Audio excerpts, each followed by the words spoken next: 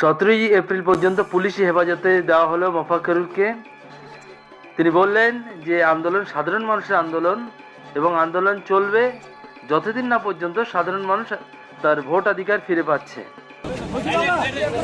ভোটারের নাম যতক্ষণ না নথিভুক্ত হচ্ছে গোটা রাজ্যের সাধারণ মানুষ আন্দোলন চলবে।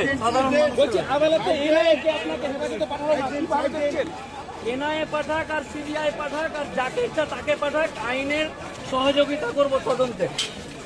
বলছি যে আদালত কি বললো আজকে আপনাকে? আদালত আইনজীবীরা কথা বলবে আপনাদের সাথে। বলছি আপনি তো সুজাপুরে ছিলেন। আমি সুজাপুরে ছিলাম, কিন্তু মোটরবাড়ি নামেও দিয়েছে। আপনার ছিলেন তো পুলিশের কথা হয়েছিল, পুলিশের সঙ্গে কথা হয়েছিল, পুলিশের কথা হয়েছিল এবং আমি এই আন্দোলনকে উঠিয়ে দিতে সহযোগিতা করেছি। কে ফাঁসালো আপনাকে?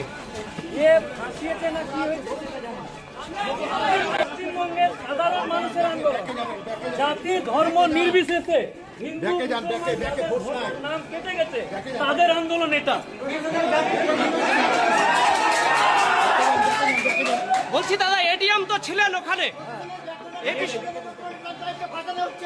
এডিএম এবং এসপির উপস্থিতিতে এইসব হয়েছে, তারা সবই জানে। তাহলে দাদা কার চক্রান্ত চলছে? রাজ্যের সাধারণ মানুষ, জাতি ধর্ম, হিন্দু মুসলমান যাদের নাম ভোটার লিস্ট থেকে বাদ চলে গেছে, তাদের এটা সাধারণ মানুষের আন্দোলন। সাধারণ মানুষ আন্দোলন চালাবে ইনশাল্লাহ।